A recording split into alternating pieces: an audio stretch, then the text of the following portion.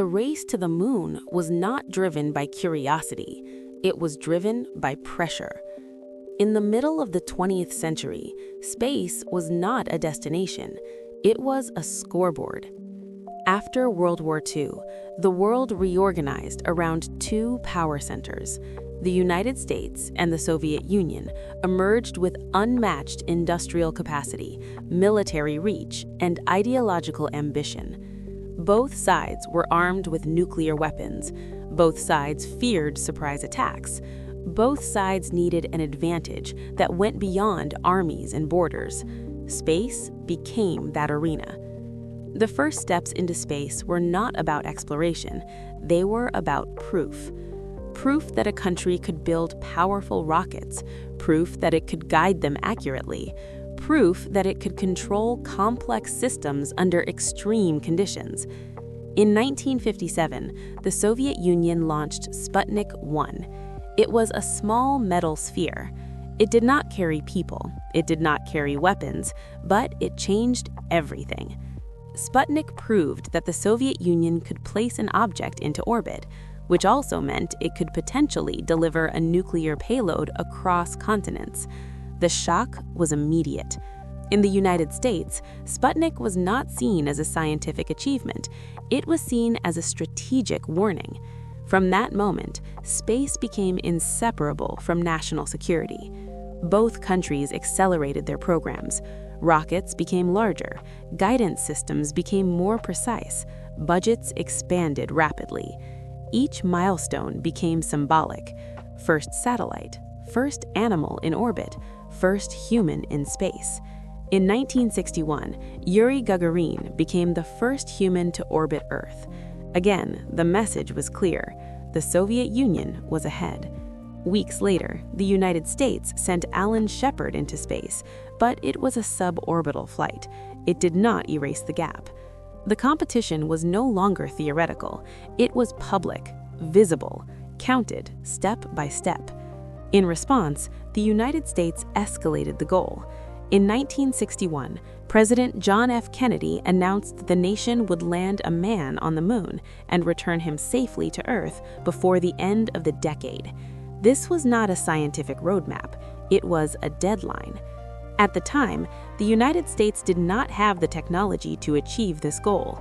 The computers were insufficient, the rockets were untested at that scale. Many of the engineering problems were not yet understood. But the announcement itself reshaped priorities. The moon became a target not because it was useful, but because it was definitive. Reaching orbit could be matched. A space station could be copied. The moon was different. It was far, difficult, and unambiguous. You were either first or you were not. Both countries poured resources into their programs. Factories expanded. Universities shifted focus. Engineers were recruited in large numbers. Failure was common. Rockets exploded on launch pads. Astronauts and cosmonauts died during training and testing. The risks were accepted. This was not a consumer technology. It was a national effort under constant pressure. Behind the public achievements was an invisible layer of competition. Guidance computers had to operate with minimal power.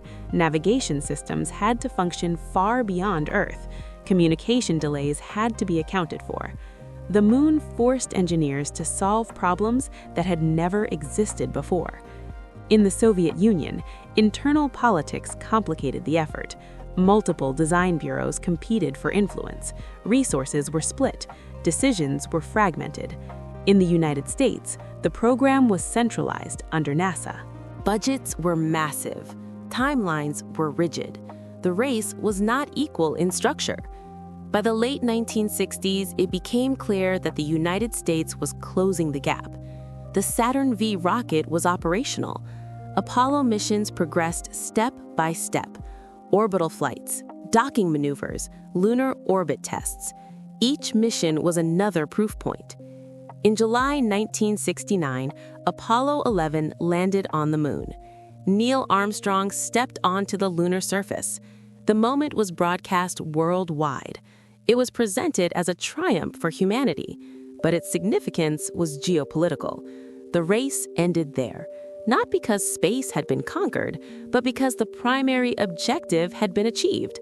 The Soviet Union never landed a human on the moon. Soon after, priorities shifted.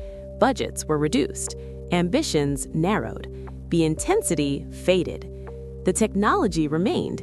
Computing advanced rapidly. Material science improved. Systems engineering matured. But the urgency was gone. The moon had served its purpose. It was never about staying, it was about proving capability. The space race demonstrates how technology accelerates under competition, not gradual improvement, not consumer demand, but deadlines tied to prestige and power. Once the competition ends, progress slows. The moon landings did not continue because the political pressure dissolved. Without rivalry, there was no reason to maintain the pace. The world remembers the moon landing as a scientific milestone, but it was also a symbolic finish line, a moment when a nation demonstrated that it could marshal science, industry, and people toward a single goal. Space exploration changed afterward. It became cooperative, incremental, less dramatic. The race itself was the catalyst. The moon was the scoreboard. And once the score was settled, the race was over. After the race ended, space lost its urgency. There was no longer a clear opponent to outrun, no deadline that justified unlimited spending, no symbolic target that could deliver the same impact as the moon. Exploration continued, but its nature changed. Space stations replaced flags. Experiments replaced deadlines. Budgets became political negotiations rather than blank checks. The technology developed for the moon did not disappear, it diffused. Computers designed to fit inside spacecraft became smaller and more reliable. Navigation systems influenced aviation and later civilian GPS. Materials built to survive re-entry found use in industry. But the scale of ambition was never the same.